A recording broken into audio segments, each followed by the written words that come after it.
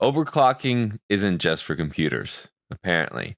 I mean, I guess this is a computer. Is everything a computer if it's technology like this? Anyways, I don't know how to intro this video, but we're going to be overclocking the GBA today. This is like my personal go-to. I don't know. I have a couple go-to GBAs if I'm being honest, but I figured let's just go simple. The V2, the only other thing I've done to this V2 GBA is put the funny playing battery in there. I have a feeling that this is going to take more battery away from me. So using a LiPo battery mod like this will probably help a little bit with that.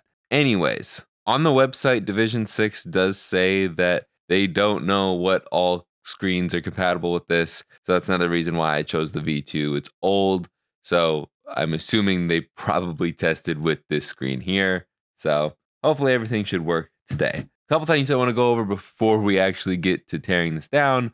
One, this took a really long time to get to me. I guess it felt really long, but I ordered this on September 4th and it shipped on the 21st. So almost 3 full weeks later. Well, it shipped. That was when they made the label. It didn't actually ship for a couple more days later. And then I didn't actually get it in until October 10th, which for me was 5 days ago. I was going out of town, so I couldn't do it until now. But anyways, this video is not going to come out for a while, or maybe it's going to come out as my next video. I don't know. For you, it'll be my current video. The other thing that I wanted to kind of complain about in this video is it came in just one of these priority flat rate envelopes, which is fine, but this is a very thin cardboard, very easily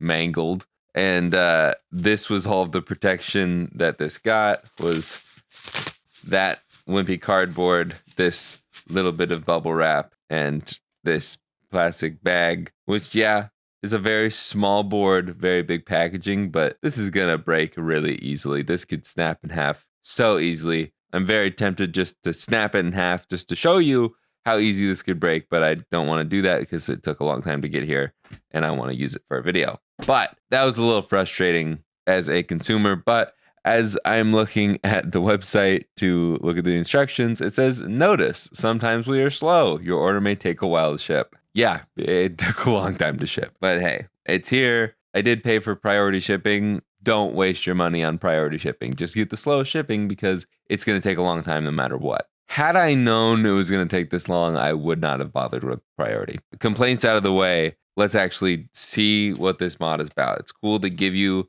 wires so you don't have to supply your own if you are just doing this as a one-off mod and you don't have wires. They give it to you. That's cool. And then it looks like we also have some double-sided tape that we can use in a bit to stick this down. Other than that, we can just flip her over and tear her down. Of course, just like usual, we got 1, 2, 3, 4, 5, 6 tri-wing screws. We can just go ahead and take those out. And since today is just about overclocking the Game Boy Advance, I'm just doing a Game Boy that's already been IPS modded, cleaned, all that jazz. So we're not doing any of that. I have many tutorials and other videos, streams on how to mod these, how to fix these, how to clean these. So you're on your own, or not really, because I'm there for you.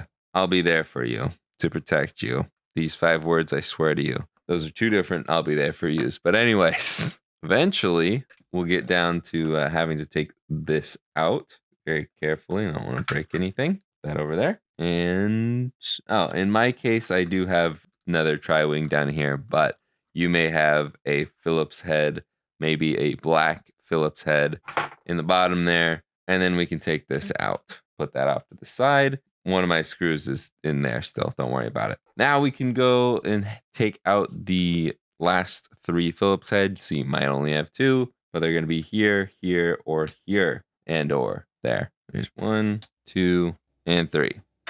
Now the hardest part of this whole mod, once we unfurl this here, I guess I will take the ribbon cable out just to give myself a little bit more room, but I'm not going to bother desoldering these 2 wires, or these 3 wires, I guess. We'll flip it like this, and all of my buttons are coming out. I guess we can remove that. Ooh, I'm going to clean these pads, because those are kind of gross. Just get a little fiberglass pen action going there. Quite a bit of these are a little dingy, actually. This is a really old mod of mine, so I probably just didn't have a fiberglass pen back then to clean these up. Probably didn't spend much time cleaning it up at all. I'd imagine I cleaned the power switch on this one. Maybe not.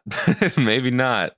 I didn't always do that back in the day. But yeah, I did a decent job on the soldering. These are thicker wires than they are now. Anyways, I'm getting distracted.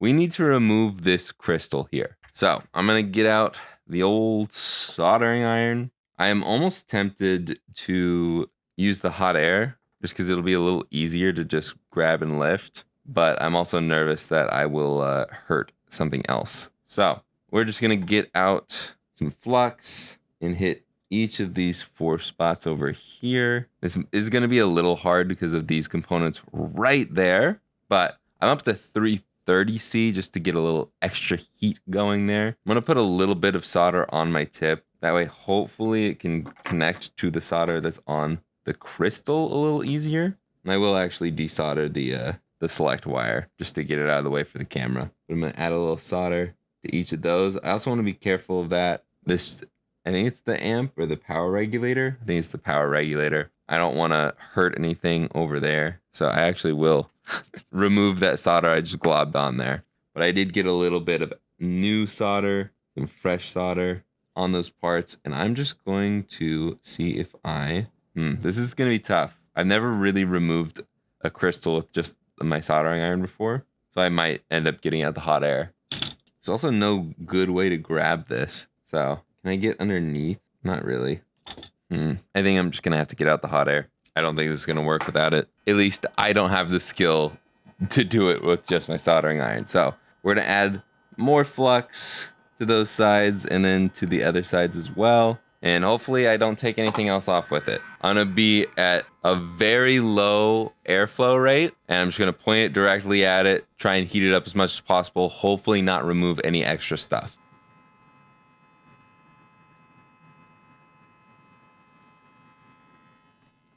Whew. And there we go. Simple as that. Now I do have to clean up that area with the amp or with the regulator because I did bridge one of those pins. But that'll be simple enough. And it was literally that simple. From here, we can take our new little board. Actually, I'm going to resolder select here. I'm going to move the GBA motherboard out of the way for a second. We're going to focus in on just this little guy here. So I'm going to load this up with flux on all 7 of these pads. And then we're going to add solder to each of them. Pretty simple. Just iron down, push in, iron down, push in. I have too much solder on my tip. That is fine. We can remove some just like that, and voila, we're good. Okay, now I'm gonna get out the included wires, and I'm just gonna go ahead and match what the diagram shows. I'll put that up on screen, but I'm gonna try and color match these as best as possible. So for the green, we've got LED. So I'm gonna solder the green wire. I'm actually gonna get out my wire strippers real quick because a lot of these are too long wires, but that's all right. We can cut them fairly easily. So I will solder each of these wires down to this little board first, and then we'll strip them down to shorter sizes when we get them all situated. Next in line is brown. So we're going to solder the brown wire to here. Next up is orange, and then purple, then yellow, then red. And then it shows black on the diagram, but they gave me a gray one. So we'll pretend that gray is black, which is close enough. Now we can take this board with all of its wires. We can get our GBA board back out, and they double-sided tape it down to here. So we can get out the included double-sided tape, and they stick it right down here between the RAM and the cart slot. Looks good enough to me. Right about there, as long as there's no soldering spots that we're blocking that we need to access, should be fine. I'll probably cover this with Kapton tape later when we're done. First up, the green wire goes a very short distance over here to DL2A. So that is this top via up here. I'm going to take this and cut, and then the speaker is going to stick to my wire strippers. Expose a little more wire there, and then we can solder that down in a minute. I'm going to just get all of the wires in their spots and their correct lengths cut before we do the soldering. Next up, brown goes all the way over to TP9. So brown is going to be the button that I assume takes us up in overclocking. It overclocks the CPU. And then the D is the one that takes it down, that it decreases the clock speed. You can choose whatever you want. At the bottom, it has the button signal list, which will show you all the test pads for A, B, select, start, right, left, up, down, L, and R. So if you have an IPS kit and you're already using select, L, and R for that, you can choose a different button combo. Since it already has us doing select, L, and R for this, I'm going to make mine start L and R. So I'm going to solder to the test pads TP9 and TP8. And then instead of TP2, I will solder to TP3 because that is start. So you can choose whatever buttons you want. It has the button list at the bottom. We're going to take brown and it's going to go all the way over to TP9. So I'm going to cut it about there. And then we're going to expose it a little bit. Boom. Next, we've got orange, which is going to be for the up. So that will be R for us. That'll be TP8. Another very short wire, but we're going to give it enough length that we can route it around all of these components here. And so we hopefully don't get any shorting happening because that happens a lot. That's why I typically don't use the test pads for L and R, but I'm already using the points on the actual button for L and R for the IPS kit. So we will be using the test pads here. And then our purple wire, which in this case, I'm going to make it go to start. You can make it go to whatever button you want. Like I said, it says to do it to select. Select is already in use. So I'm going to take it to TP3. So I'm going to shorten it to about here and then expose it a little bit so we can solder that. Next, we've got yellow, which goes to clock 1, CK1, which is going to be right up here next to where our clock was, or our crystal was. So we can take it up to there. We can shorten it like a lot and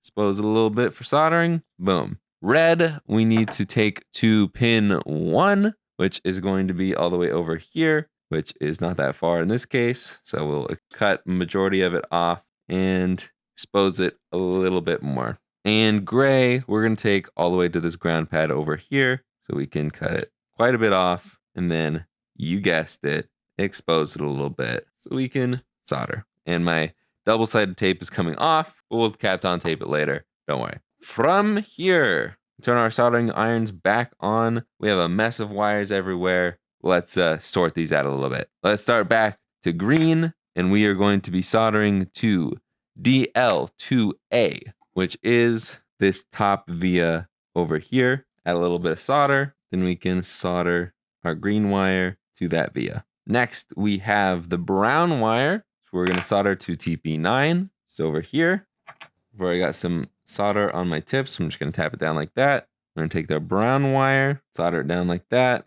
We can rearrange the wire in a second to get it out of the way more, but that's good enough. Next, we are going to solder the orange wire to TP8, which is going to be the top one in this triangle over here. Still have a little bit of solder on my tip, so I'm just going to tap it down and then solder it down just like that. Then we can solder the purple wire. In my case, we're going to do it to TP3, which is down over here.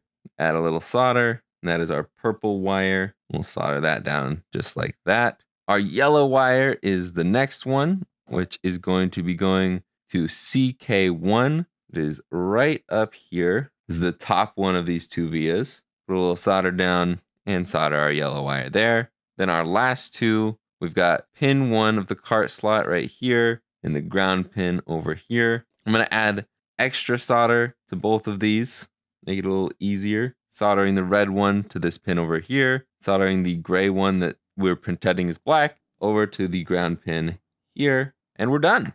That is all the soldering we need to do. I'm going to clean my iron tip, unplug it, throw the cable away. From here, I would just make sure that no wires are in the way of any of the screw holes or over any chips like this area right here can be quite the problem. This is why I don't solder to TP8 and TP9 very much, or at least just TP8, because when a wire lays over these chips, it can be a bit of a problem. When it's all smushed together, the wire can get like pinched on them, and then it causes it to short, and then the button is just always pressed down. At least it thinks it's always pressed down. So I try to make sure that wire's out of the way. When it's short like this, it's easier to maneuver it, but this looks good enough to me. I am going to get some Kapton tape and cover this up, and I'm just going to put all this back together. We've got our 3 Phillips screws for the motherboard. Make sure you don't pinch any wires. Don't forget all of your buttons and membranes. I'm actually going to clean up this power switch real quick because I don't think I ever did it. Nope, I never did clean it. That is disgusting. Good as new, but don't forget to get the dirt that's actually on the power switch part. And then we should be good to go there. To put our plastic power switch back in, put the back half on and screw it down with those tri-wing screws. Again, this one will probably be a Phillips screw for you, a black Phillips screw. But in my case, I have a smaller tri-wing one. And then the rest of these 6 are all the same size. Then put my battery back in.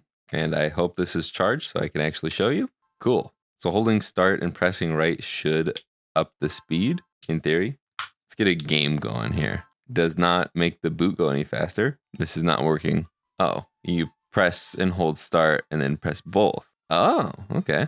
So that goes 1.5 times. Then holding this, pressing both again, makes it even faster. I'm guessing 2x, 1.75x speed. So not quite a full 2.5x. There was a little bit of a visual glitch there. I'm assuming that's going to happen a couple times since the Game Boy is not meant to do this.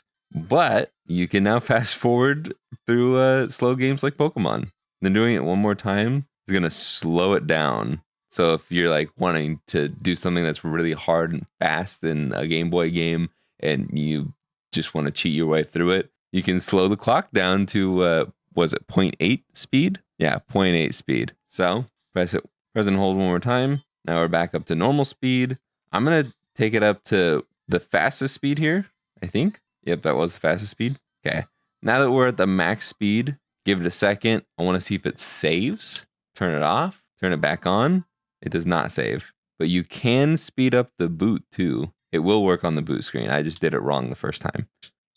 And it will distort the sound. But that's really it to this one.